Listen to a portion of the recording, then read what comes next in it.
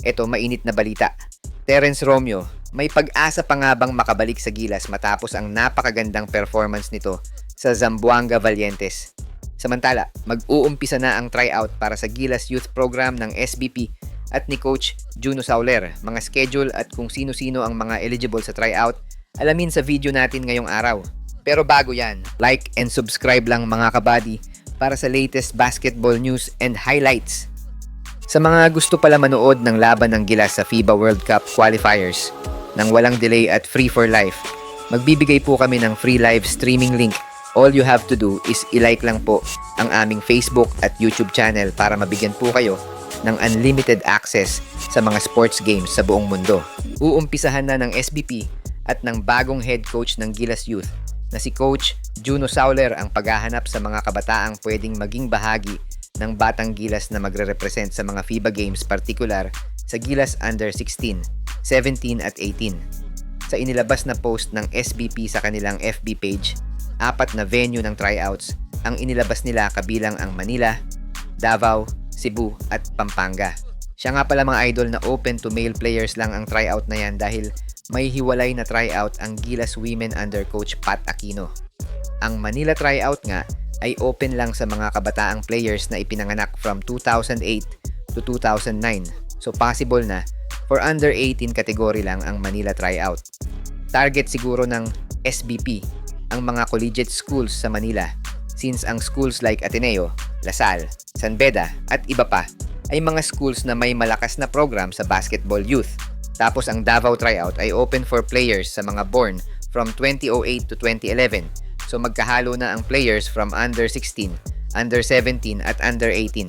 Samantalang ang Cebu at Pampanga tryouts naman ay open din for players born from 2008 to 2011. Marami nga ang natuwa dahil 4 na venue na ang pupuntahan ng SBP para makadiscover ng talents na pwedeng mag-represent sa Pilipinas sa international stage. Kaya sa mga nangangarap na maging part ng Gilas National Team, sugod na sa mga nabanggit na venue at tryouts. Baka malay natin isa ka sa mga players na magsusuot ng Gilas jersey.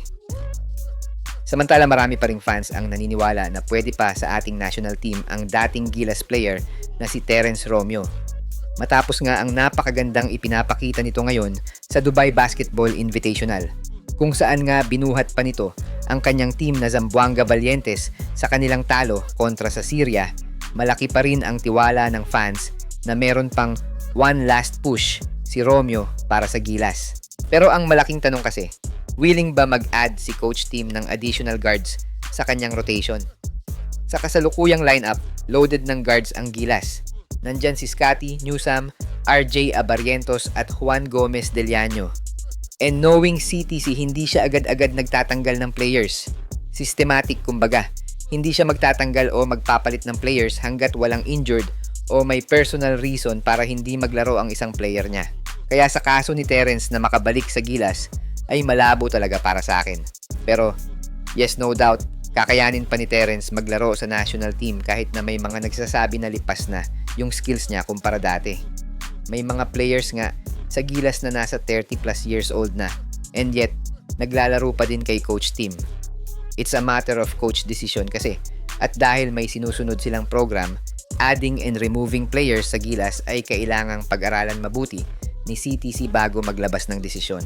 Pwede siguro kung bubuo ang SBP ng Team B or Team C kagaya sa SEA Games, pero yan ay kung walang halong politika na kukunin si Terence, then pwede talaga siya sa national team.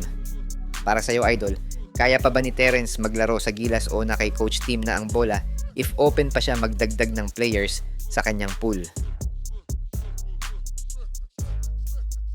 Siya nga pala mga idol, sa mga naghahanap ng legit na Gilas jerseys at iba pang paraphernalia ng Gilas, pwede mong i-click yung product link sa gilid ng aking mga video at makikita mo na sa kanan ang lahat ng legit stores na nagbebenta ng mga high quality merch ng Gilas. Maraming salamat mga idol.